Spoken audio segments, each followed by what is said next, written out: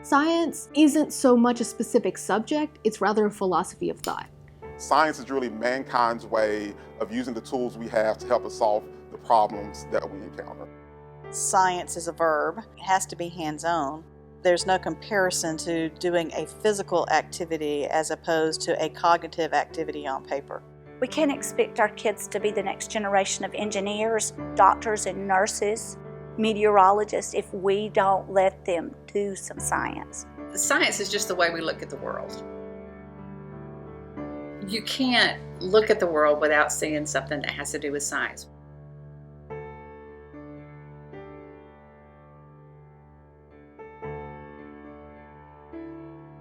So I definitely think that science education is just a way of helping make not just students, but people comfortable with the innovations that come from science, and that science is not some big, scary thing that happens behind closed doors in the lab, that science is part of our everyday life. And in science education, we just want people to be scientifically literate and how they can use the products of science to help make them better decision makers. It might not be a scientific problem that they're addressing, but they can definitely use a scientific process to help them make those decisions. And through science outreach, we really are trying to reach people who would not necessarily be coming to a place like McWane Science Center or have access to university resources, but really reaching out to them where they are. There are a lot of careers and opportunities for growth in science fields. It's really, really essential that students learn to use lab equipment that's kind of made for the experiments they're doing before moving on to really advanced lab techniques that we encounter in college and graduate level research. The programs that we have in Alabama to support science education and lab education in high schools are ASIM, which is Alabama Science in Motion, and AMSTI, which is Alabama Math and Science Technology Initiative. And they're both incredibly important for high school students to develop the skills they need both in the lab and in the classroom to become scientific leaders and thinkers. And there's no way I would have been able to make the progress I've made as a scientist, as a leader, as a thinker without those programs and their support. The people that we have working in AMSTI and ASIM are some of the most dedicated people that I have ever seen. We are a teacher support program where we help with professional development for teachers.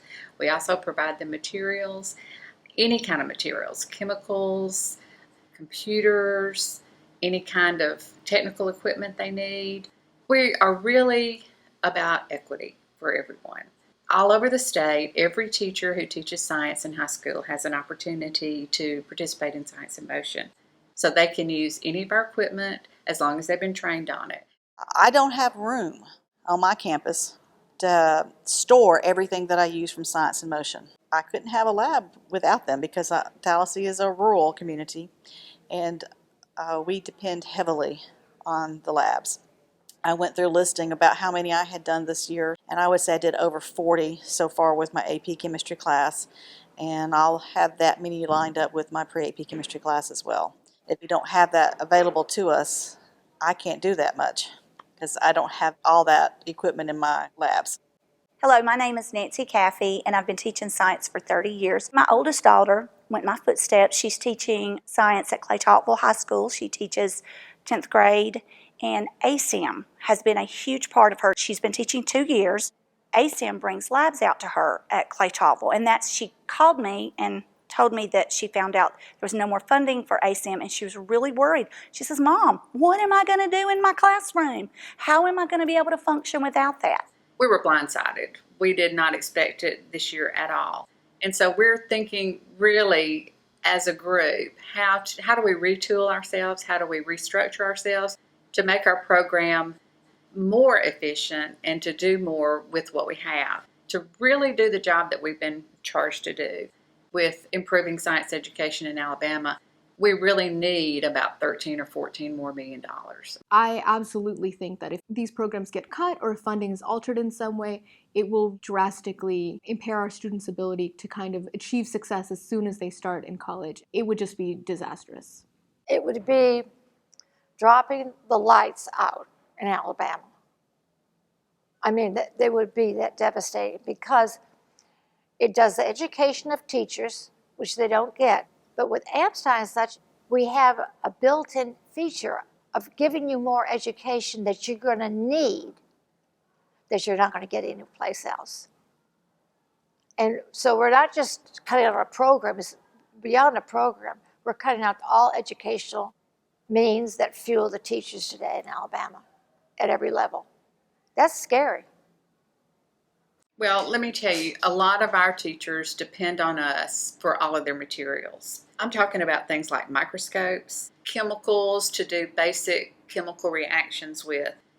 Teachers really don't have the money, and so they're really going to be without what they need to actually teach the standards, because now the standards are all performance-based, where students have to do something, but they're not defining, they're not describing, they are actually doing something. Design an experiment, obtain data, use data for evidence that this occurred. I just don't know how they could do more than maybe 2 or 3 labs in a year. What we're seeing is that policy isn't really catching up to that response and that accuracy and that immediacy of scientific thought. And the March for Science is kind of a collective gathering of all of the scientists who are finally saying, we're here, we've been doing this work because we really care about it, and we want that passion, that energy, and that research to really show up when it comes to policy decisions that affect all of us. We're kind of responding to a surprising and unfortunate anti-intellectualist movement that's kind of rising in the United States. Alabama is a state of thinkers, of movers, of shakers. We have a lot of really progressive and exciting things going on as far as advancements at our various universities and research institutions. And being kind of loud and visible in the March for Science is our way of showing that this incredible talent is within Alabama today. I think there's so many opportunities out there, and I would like to hope that we have some funding to continue the ASIM program and the AMSTI equitably, so that every school has an opportunity to be able to use those things. One of my big hopes is that science education is not always seen as an addition to, what students are learning, but it becomes a part of just their everyday life, and that access to science education is equitable so that students who need it the most are able to have venues and ways to access it. So in the future, I would like to see that teachers are certified and that they are knowledgeable and have a depth of knowledge in their subject area, and that they're comfortable using the equipment with their students. I hope we can keep our programs because they're stepping stones for us right now, and the curriculum's terrific. It works. Kindergarteners all the way through 12th grade and then on to college need to have this idea that science is something that we do. It's problems that we solve to help people, to help animals, to help the world be a better place. We want everybody to be involved and for them to know that science and science education is important for us to be able to continue.